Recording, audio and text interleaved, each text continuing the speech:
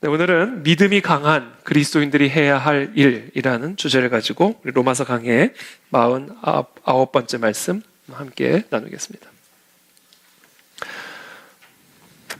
우리가 지난주에 로마서 14장 말씀을 우리가 함께 나누면서 이 로마 교회 안에 믿음이 강한 이방인 그리스도인들과 믿음이 약한 유대인 그리스도인들 사이에 서로 간의 비방과 갈등이 있었다라는 사실을 함께 나누었습니다.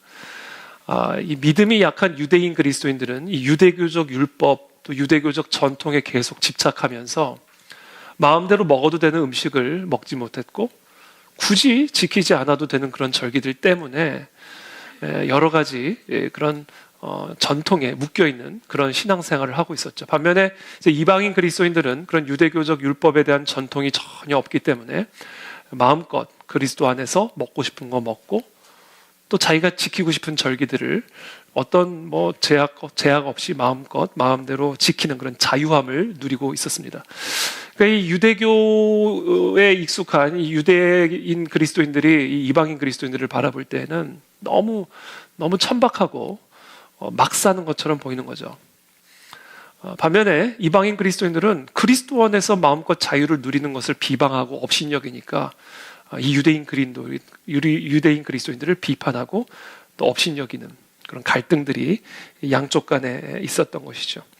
그런 상황 속에서 사도 바울은 서로가 서로를 비방하지 말고 받아주라라는 그런 메시지를 지난주에 나눴습니다. 왜냐하면 음식의 문제든 절기의 문제든 이제 그것은 아무런 의미가 없는 것이다. 그리스도로 말미암아 율법은 이제 폐기가 됐기 때문에 먹고 마시는 문제는 아무것도 아니다. 그러니까 그런 문제를 가지고 그리스도의 몸을 훼손하지 마라. 먹고 싶은 사람은 먹고 먹기 싫은 사람은 먹지 말고 이 절기를 지키고 싶은 사람은 그 절기를 열심히 지키고 저 절기를 열심히 지키고 싶은 사람은 그 절기를 열심히 지키고 각자 마음에 확정한 대로 먹고 싶은 거 먹고 지키고 싶은 절기를 지키면 되는 것이지 이미 폐기된 그런 율법의 문제를 가지고 서로 비판함으로 그리스도의 몸된 교회를 훼손하지 말라는 아주 엄중한 경고의 메시지를 우리가 지난주에 함께 나누었습니다. 오늘 본문 말씀은 그 말씀에 계속 이어지는 본문입니다. 15장 1절의 말씀입니다. 믿음이 강한 우리는 마땅히 믿음이 약한 자의 약점을 담당하고 자기를 기쁘게 하지 아니할 것이라. 자, 사도 바울은 믿음이 강한 우리는 이라는 말로 말문을 열고 있습니다. 그러니까 바울은요, 지금 이 유대인 그리스도인들과 이방인 그리스도인들의 갈등 속에서 비록 자신이 유대인 그리스도인이기는 하지만 모든 것을 먹을 만한 믿음이 있는 이방인 그리스도인들의 믿음이 더 강한 믿음이라는 사실을 인정하면서 자신도 그와 같은 입장에 서 있다는 사실을 독자들에게 은연중에 밝히고 있습니다. 그와 동시에 믿음이 강한 우리들이, 그렇죠? 믿음이 강한 우리들이, 모든 것을 먹을 수 있는 이 믿음이 강한 우리들이 믿음이 약한 유대인 그리스도인들을 향해 어떤 책임을 갖고 있는지에 대해서 설명을 해주기 시작합니다. 그것은 무엇이냐? 믿음이 강한 우리는 믿음이 약한 자들, 즉 유대교적 가르침에 여전히 집착하고 있는 유대인 그리스도인들의 연약함을 담당해야 합니다. 라고 이야기를 하고 있습니다. 여기서 담당하고라고 번역된 헬라어 동사는 이 견디다, 참다, 너그럽게 봐주다라는 의미를 지닌 단어입니다. 자, 그러므로 믿음이 강한 자들은 믿음이 연약한 자들의 연약함을 참고 인내함으로써 자기를 기쁘게 하지 말아야 된다. 그렇게 사도 바울이 말씀하고 있는 것이죠. 자, 이것이 도대체 무슨 의미일까요? 믿음이 강한 자들이 믿음이 약한 자들의 약점을 담당하면서 자기를 기쁘게 하지 말아야 한다. 2절에 이어서 좀 더 구체적으로 설명합니다. 우리 각 사람이 이웃을 기쁘게 하되, 그러니까 자기를 기쁘게 하지 말고 이웃, 여기서 말하는 이웃은 믿음이 약한 유대인 그리스도인들이죠. 그들을 기쁘게 하되 선을 이루고 덕을 세우도록 할지니라, 이렇게 권면하고 있습니다. 자, 믿음이 강한 이방인 그리스도인들은 믿음이 약한 유대인 그리스도인들을 기쁘게 해줘야 합니다. 성경에서 사람을 기쁘게 한다. 사실 이런 표현들은 사람의 인정을 받기 위해서 하나님을 기쁘시게 하는 일을 포기하는 불신앙의 행위 또는 타협적인 행위를 의미할 때가 많이 있습니다. 그래서 성경에서 사람을 기쁘게 하다라는 표현은 하나님을 기쁘게 하다라는 표현과 정반대되는 개념으로 사용되어질 때가 많습니다. 사도 바울은 그런 오해를 피하기 위해서 이웃을 기쁘게 하라라는 그의 호소에 선을 이루고 덕을 세우도록 하라라는 조건을 덧붙이고 있습니다. 즉, 믿음이 강한 이방인 그리스도인들은 믿음이 약한 유대인 그리스도인들이 선을 이루고 덕을 세울 수 있도록 도와줌으로써 그들을 기쁘게 해야 된다는 거예요.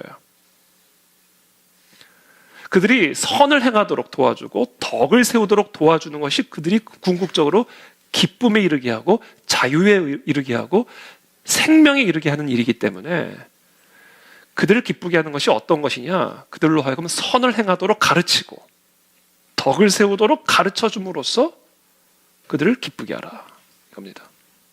그것이 우리 믿음이 강한 그리스도인들이 믿음이 약한 그리스도인들을 도와주고 그들의 약점을 담당하는 방법이다라는 것을 사도 바울이 가르쳐 주죠. 그러면서 그와 같은 사명을 위해서 우리 믿음이 있는 그리스도인들이 모범으로 삼아야 할 분이 한 분 계심을 설명합니다. 그분은 바로 예수 그리스도이십니다. 로마서 15장 3절의 말씀이죠.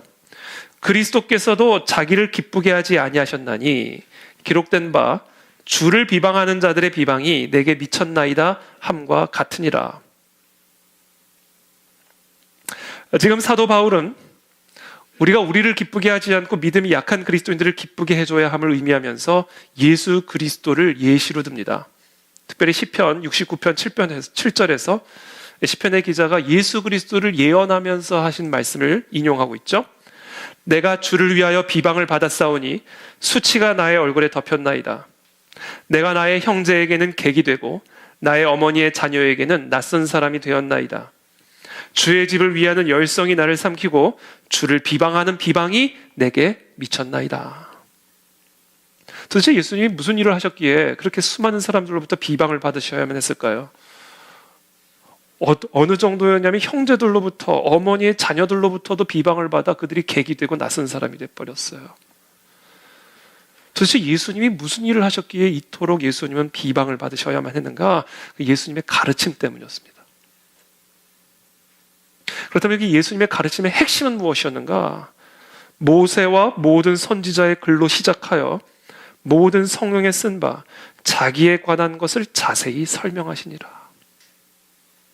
예수님의 가르침의 핵심은 이 성경에 기록된 모든 구약의 예언들이, 가르침들이 그리스도 자신에 관한 것이라는 것을 가르쳐 주신 거예요. 그것 때문에 너무나 많은 비방을 받으셨습니다.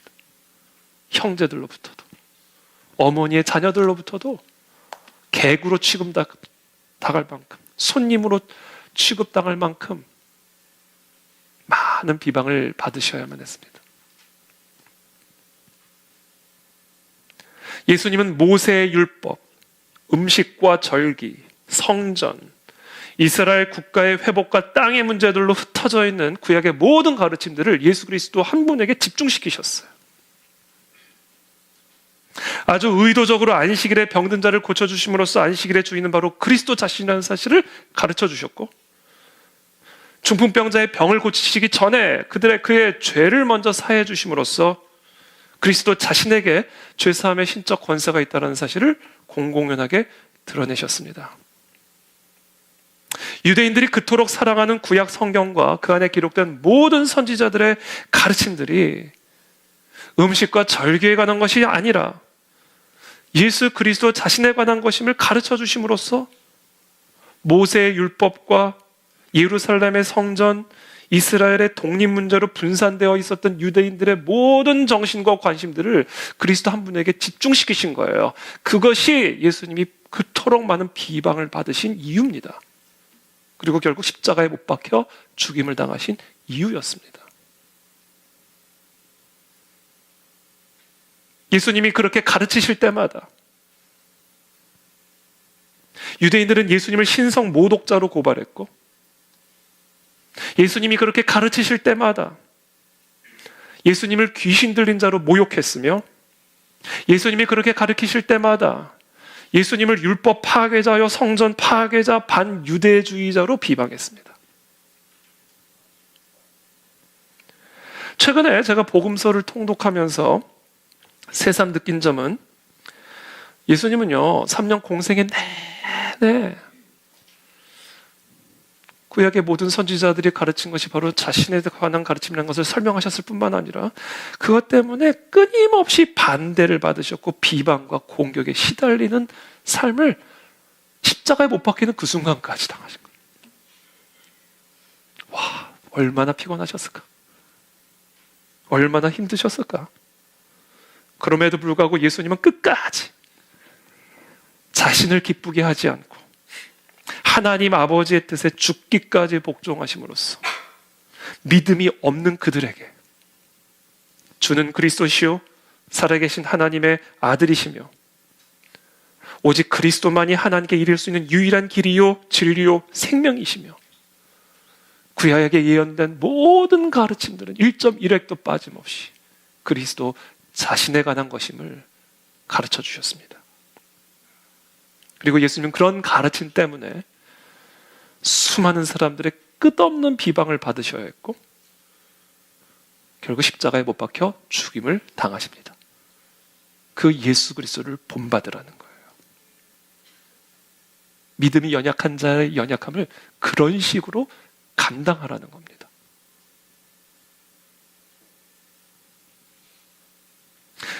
그래서 예수님은 제자들에게 아주 엄중하게 경고하셨습니다. 누가복음 6장 26절에 보시면 모든 사람이 너희를 칭찬하면 화가 있도다. 그들의 조상들이 유대인들의 조상들이 거짓 선지자들에게 그와 같이 하였느니라. 여러분 모든 사람이 우리를 칭찬하면요 왜 화가 있는지 아세요? 그거는 저와 여러분들이 거짓 선지자임을 입증하는 증거이기 때문에 그래요. 유대인들의 조상들이 거짓 선지자들에게 그렇게 했다라는 거예요. 그러니까 만약에 너희들이 모든 사람들로부터 칭찬을 받고 있다면 너에게는 화가 있을 거야. 왜? 네가 거짓 선지자라는 증거이기 때문이야. 갈라디아 교회에 거짓 선지자들이 들어왔습니다. 예수 그리스도를 믿음으로 우리가 의롭다함을 받는 것이 아니라 율법의 행위가 더해져야 된다라고 하는 거짓 선지자들이 사도 바울의 교회 안에 흘러들어왔습니다. 사도 바울이 그 갈라디아 교회 성도들에게 편지를 쓰죠. 어떻게 그렇게 빨리 거짓 선지자들의 속임수에 넘어갈 수가 있느냐. 다른 복음을 전하는 자는 저주받을 것이다. 그러면서 이렇게 말씀하십니다. 이제 내가 사람들에게 좋게 하랴 하나님께 좋게 하랴 사람들에게 기쁨을 구하랴 내가 지금까지 사람들의 기쁨을 구하였다면 그리스도의 종이 아니니라. 이게 그리스도께서 우리에게 보여주신 본이고 사도 바울이 우리에게 보여주신 본이라는 거예요. 그러므로 믿음이 강한 우리는 믿음이 연약한 여전히 유대교적 율법과 전통에 묶여있는 음식과 절기 때문에 전전긍긍하는 그 믿음이 연약한 그리스도인들의 약점을 담당하되 어떻게 담당하는가? 그들에게 복음을 어떤 비방과 업신여김을 당함에도 불구하고 가르쳐줌으로써 그래서 그들이 진정한 복음의 생명에 도달할 수 있도록 도와줌으로써 담당하라는 거예요. 어떤 비방을 받더라도.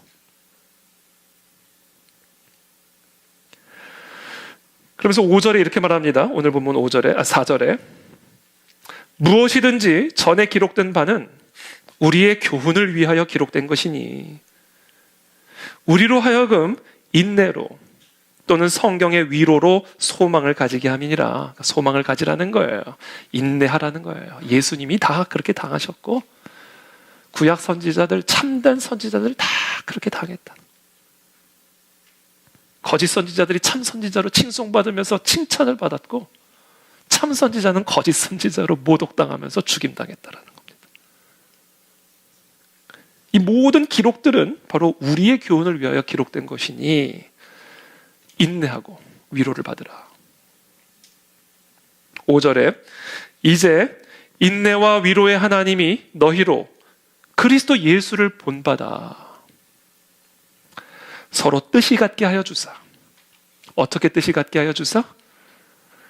예수 그리스도를 믿는 믿음 안에 뜻이 갖게 하여 주사 더 이상 유대 절기와 음식의 문제에 묶여 있지 아니하고 오직 복음 안에서 참된 자유함을 누리는 그 뜻에, 그 하나님의 뜻에 갖게 하사 한 마음과 한 입으로 하나님 곧 우리 주 예수 그리스도의 아버지께, 그냥 하나님이 아니에요, 그리스도의 아버지께, 그냥 하나님을 예배하는 게 아니에요, 그리스도를 보내주신 아버지께 영광을 돌리게 하라. 왜요? 그리스도를 보내주셨으니까. 그러므로 그리스도께서 우리를 받아 하나님께 영광을 돌리신것 같이 너희도 서로 받으라.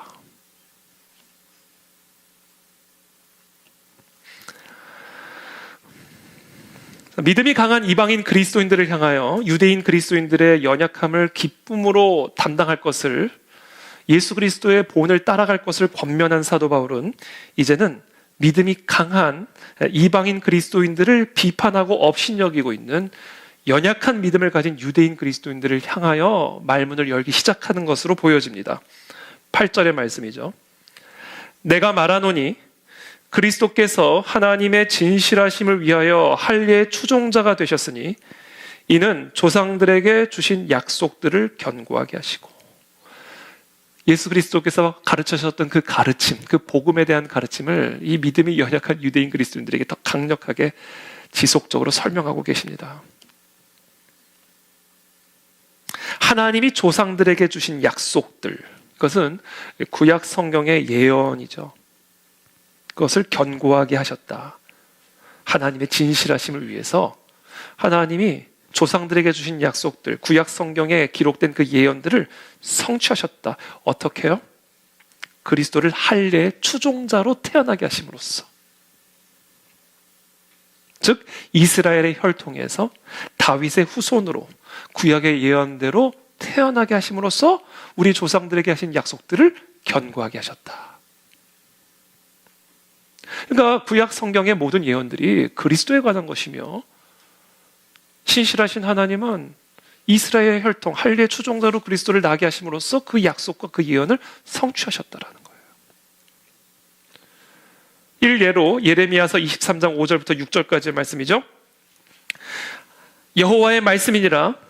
보라, 때가 이르리니 내가 다윗에게 한 의로운 가지를 일으킬 것이라.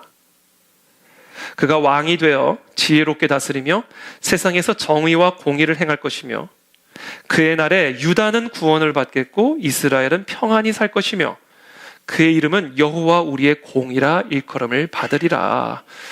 자, 다윗에게서 한 의로운 가지가 나오실 텐데 그분의 이름은 여호와 우리의 공이다. 다윗의 후손이 하나님이에요. 다윗의 후손이 다윗을 창조하신 하나님입니다. 그분이 우리 가운데 오셔서 왕이 되실 텐데 그분이 이 땅을 지혜롭게 다스림으로써 그날에 유다는 구원을 받을 것이고 이스라엘은 평안하게 살 것임을 예언하고 있는 것이죠. 그리고 이 모든 구약 성경의 예언이 성취되었음을 신약 성경의 제일 첫 번째 책, 제일 첫 번째 구절은 다음과 같이 선포하고 있습니다. 아브라함과 다윗의 자손 예수 그리스도의 계보라.